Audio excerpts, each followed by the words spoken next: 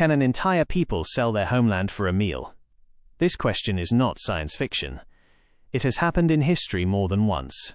When the economy collapses and granaries are emptied of grain, bread becomes more precious than the flag and the national anthem. Hungry people do not think of borders. They think of their children who are crying from hunger. In this video, we will tell the story of an entire city whose residents were forced to vote on a fateful decision. They agreed to join a neighboring country in exchange for military protection and food that would save them from certain death. The deal was a lifeline, but its price was very high. But was this decision truly free? A hungry person might sell anything to fill their stomach. Furthermore, the neighboring country knew perfectly well that it was making an offer that could not be refused.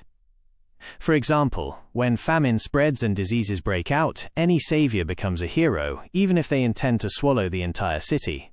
This phenomenon is not new. The world has witnessed similar cases where political maps were redrawn not through wars, but through hunger and bankruptcy. Powerful nations sometimes use humanitarian aid as a means to create a new legitimacy for annexing territories, whereby the rescue deal becomes a tool for political pressure. In our journey today, we will delve into the details of this tragic story. We will learn why the city reached this difficult choice, how the deal was made, and who the real beneficiary of it was. What was the price of bread paid by future generations? Follow with us this complex human story. We begin our journey from the city that was once independent and prosperous. It had its own flag, its national anthem, and its circulated currency. It also possessed its governmental institutions and its army that protected its borders. But little by little, things began to change for the worse. For example, the city's foreign debts accumulated significantly. It was importing most of its needs from abroad without possessing a strong industry to generate hard currency. Furthermore, poor governmental management led to the wasting of available resources. Thus, the economic crisis was the beginning of the end. Then came the years of drought to end what remained of the city's strength. Rain ceased and local agricultural production deteriorated. Furthermore, wars in neighboring regions cut off supply and trade routes. Thus, the city transformed from a food exporter into an importer dependent on others.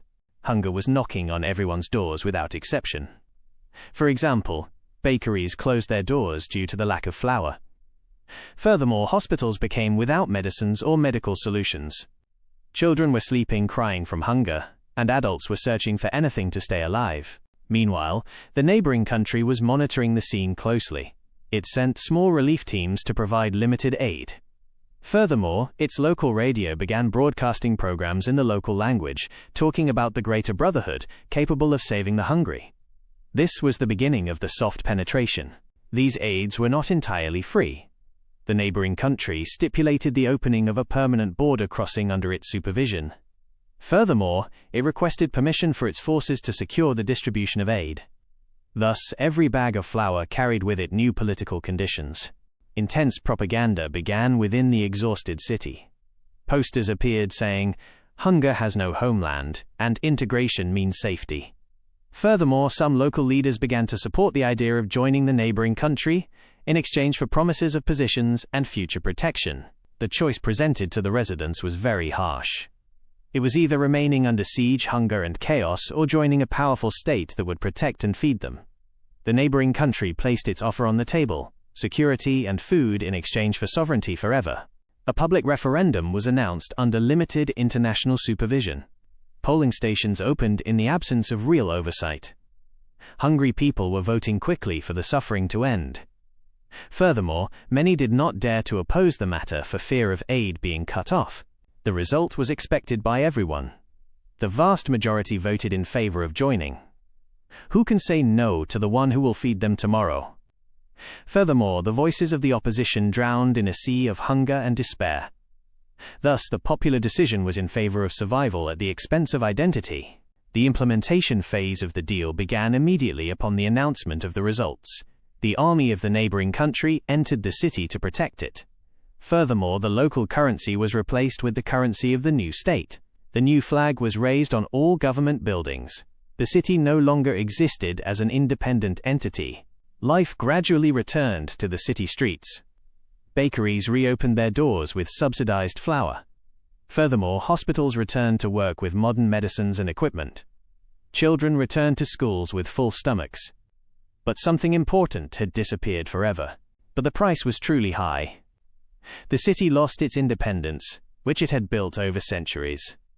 Furthermore, new generations will grow up not knowing that they had another homeland other than the parent state.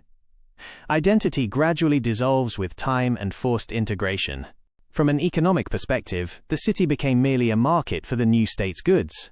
It was flooded with imported products, which eliminated what remained of local industries. Furthermore, workers transformed into employees in companies affiliated with the parent state.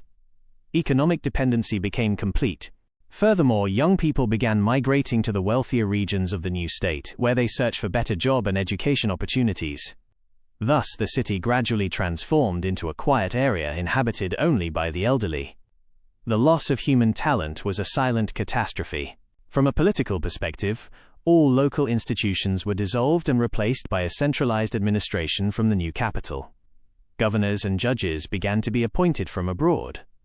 Thus, the people of the city no longer had a say in managing their own affairs. True sovereignty was completely lost. As for language and culture, they began to be subjected to significant pressure. The language of the new state became the official language in schools and administrations. Furthermore, the educational curricula were rewritten to glorify the new history. The blurring of identity was systematic and quiet.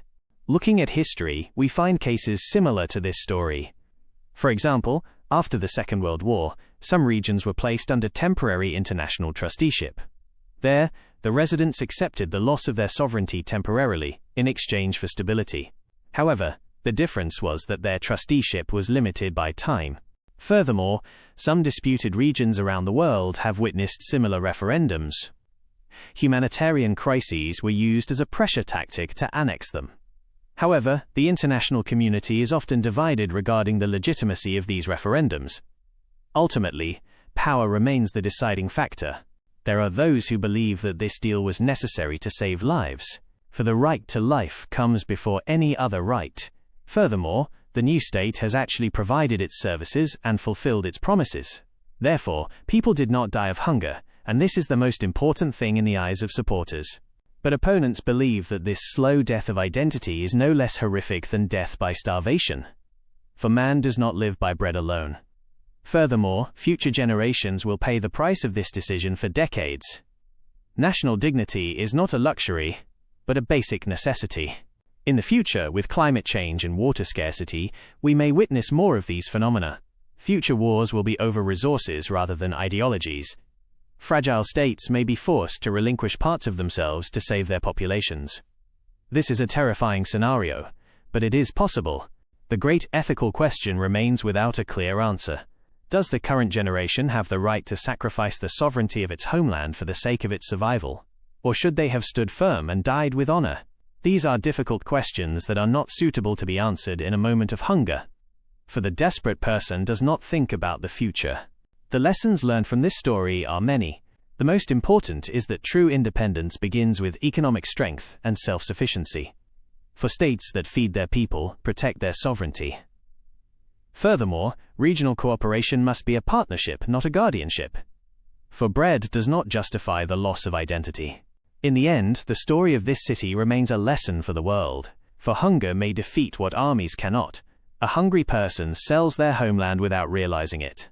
But the price of this deal is paid by the grandchildren. We must always remember that bread is important, but identity is more precious. And national sovereignty is the last thing we possess.